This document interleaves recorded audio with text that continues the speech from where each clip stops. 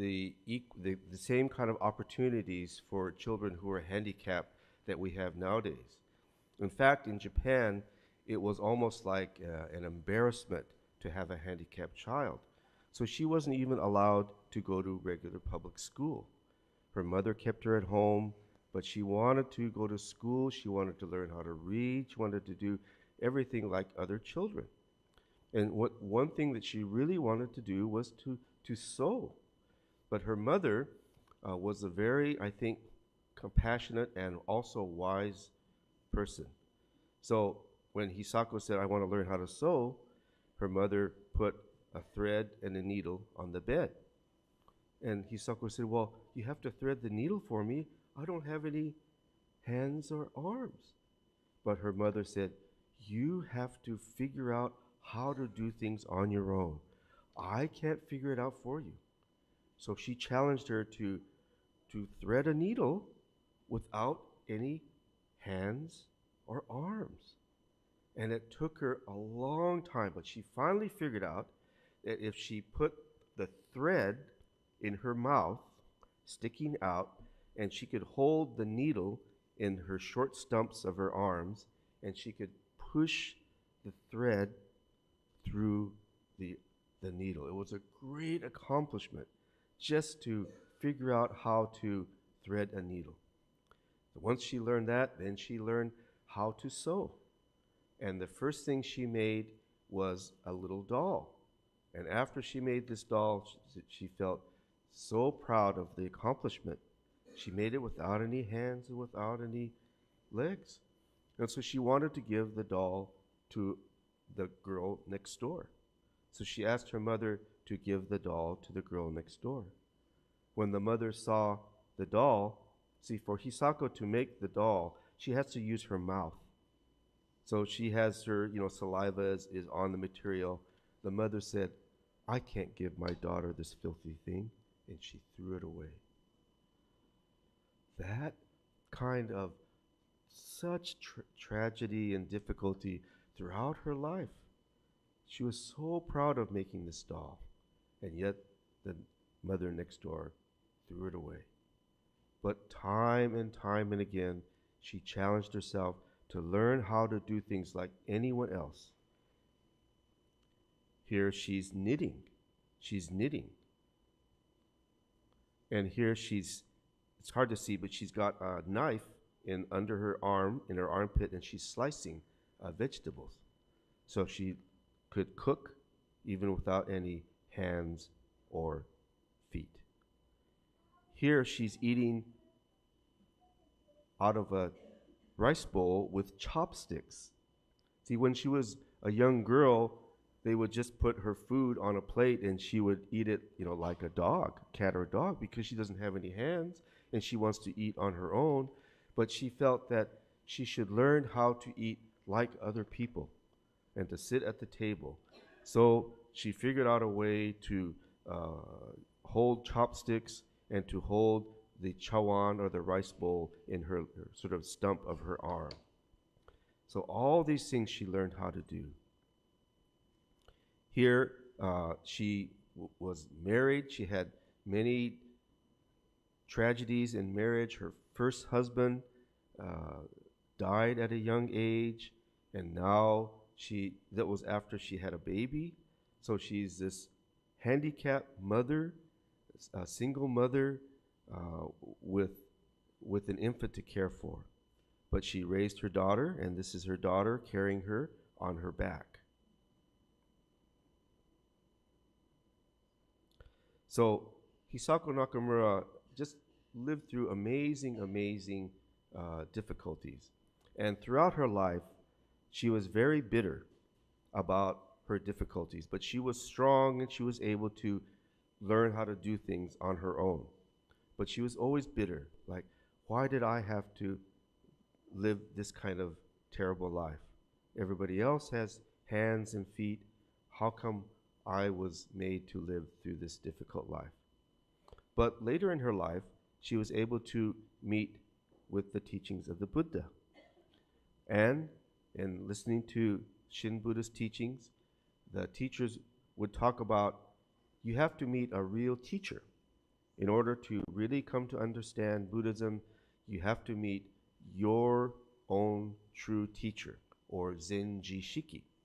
So she thought to herself, well, gee, who is my teacher? She couldn't think of who was her teacher in her life. And then it dawned on her. Her greatest teacher in her life was her physical handicapped body. And she began to look at her physical handicapped body as her greatest teacher, as her greatest teacher.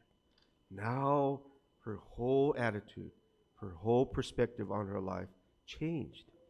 And she had gratitude for the difficulties that she had in life that enabled her to meet with the Dharma. So she wrote beautiful calligraphy. This is beautiful calligraphy. The four Chinese characters, it's Yui Butsu Zeshin. It means our heart and mind itself is Buddha. Our heart and mind itself is Buddha, meaning her heart and mind had become one with the heart and mind of the Buddhas. And this is a doll that she made. So later in life, she still loved to make dolls. We have OCBC, or BEC, we have published this book about Hisako Nakamura. It's in our library and bookstore. It's an amazing book, and this is, I used the front cover picture, and these photos are from this book. So, this is from her book, from her own words. So Hisako Nakamura writes, "My favorite friend was my wordless doll. How I loved that doll sprawled on top of the chest of drawers. She wore a dress made of cloth with a red checkered pattern. Her hair was luxurious, and her round pupils looked like bells. But what caused me the most envy were her hands, each with 4 fingers and a thumb, even if they were a little thin, and 2 feet. How lucky you are to have both hands and feet, I would say to my doll enviously. Will you lend them to me? I wonder if people blessed with 2 hands and 2 feet have ever considered what it is like to be without even 1 hand or 1 foot. And I wonder how many people appreciate their 4 fingers and thumb and 5 toes by saying thank you to them. How many times have I thought about this? I've never said thank you to my hands and fingers and my feet and my toes, but someone who lived their entire life without hands or feet feels in such manner. This is another poem of hers. Though without hands or feet, the life that is allowed to live, how precious. Because I am without hands and without feet, I am enveloped in the Buddha's compassionate sleeves. 60 years without hands or feet, only because the Buddha's compassionate hands and feet have taken the place of mine. So, no matter how tragic, no matter how difficult of a life experience one encounters, losing a limb, losing a loved one, failing in school, or failing in your business, they're all something that can be overcome. You can live through any difficulty because Hisako Nakamura shows us this dynamic life that we receive from living a life of the Nembutsu. I think she's the Helen Keller of Japan, and she was able to meet Helen Keller in her life. It was a tremendous honor for her. She gave Helen Keller a doll that she had made. When she met Helen Keller, of course, Helen Keller is blind and deaf, and so Helen Keller embraces Hisako Nakamura, and she feels, and oh, this woman doesn't have any arms, and then she feels further, oh, this woman doesn't have any legs. And without a single word, the two embraced and understood each other's heart and mind totally.